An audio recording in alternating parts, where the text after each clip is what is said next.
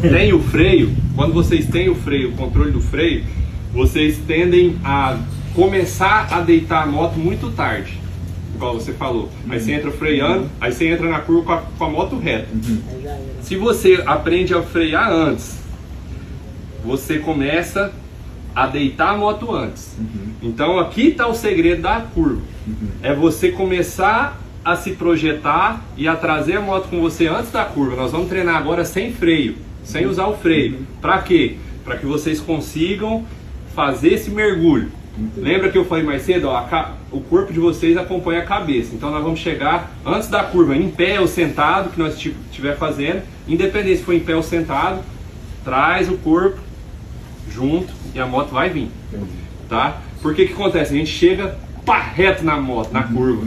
Aí quer que ela vira lá, não vai. Você tem que vir antes da curva, eu já vim trazendo ela.